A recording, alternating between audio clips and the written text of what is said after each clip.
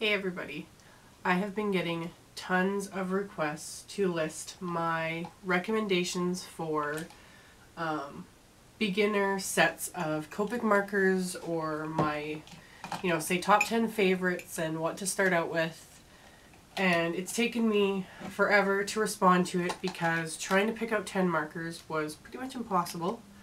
So I've kind of picked out my absolute most used markers that I reach for all the time, and tried to kind of pick a variety so you'd have a few of each colors, and I came up with 23.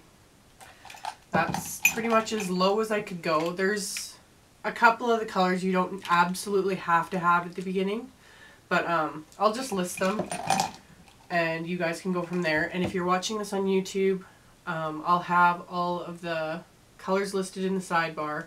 If you're watching this on my blog, I will list all the colors below the video so everybody knows where they are. So pretty much to start off with, my absolute favorites for skin tones when I'm coloring in stamped images of like people are E50 and E51. For some people that's a little too yellow toned, but these are my favorites, so E50 and E51.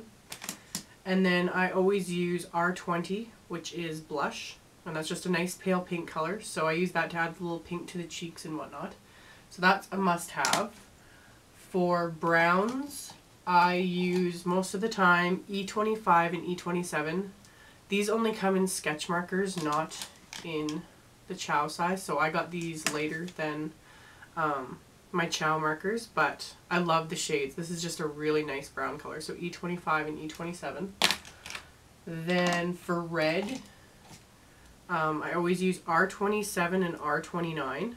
These two are really close in color, like they give you a little bit of room for blending and whatnot, but they are very similar. So if you want just red, I'd probably go with the R29. It's just slightly deeper, but if you want two to blend, R27 and R29. Then background colors. You have to have C1, which is just the pale gray. That's the one I'll use to like outline images, or you can use it to use shadows and whatnot. So C1, that's not quite the lightest gray, but you have to have it. BG10, this is cool shadow, and that's that really pale bluey green color I'll also use to kind of add color and whatnot around an image, so you have to have that one. Colorless Blender, obviously. I'll be doing another video possibly about the Colorless Blender because it's not a white marker, it's not a clear marker, it just pushes the color deeper into the cardstock and whatnot, but I'll get into that at a later date. So those three are must-haves. Yellows, I use Y15 and Y17. These ones are pretty bright yellows, so those would be closer to like a primary yellow color. For oranges, it depends what you're going for. If you want a bright, like orange, I go Y004 and Y007. Those are kind of my bright oranges.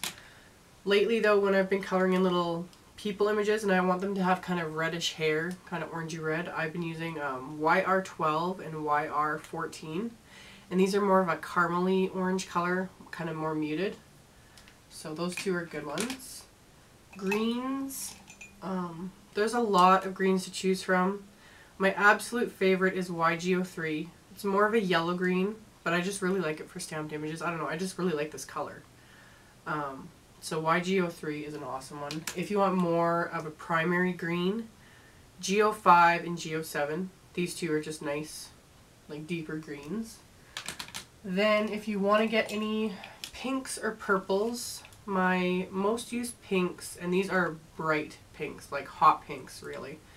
The lids don't look like it, but when you actually put it onto paper, they're really hot pink. And it's RV04 and RV06.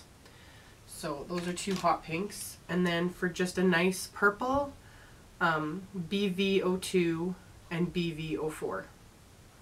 So that is my recommendations for colors you can use to start off with.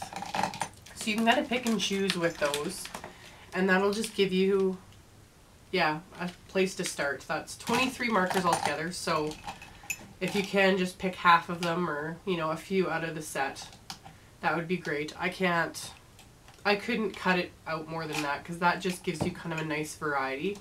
And I chose almost 2 of every color just so you'd be able to blend, because that's kind of the whole point with Copic markers, because if you only get 1 of every color, like 1 green, 1 yellow, 1 orange, etc., you can't do any blending with that.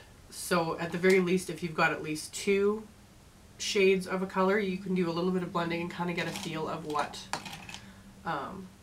they're like. And I don't know, I love my Copic markers, and obviously it was hard, but I think I did pretty good to pick out over 23 from just close to 200 markers. So I hope that helps you guys, and yeah, I will talk to you guys later.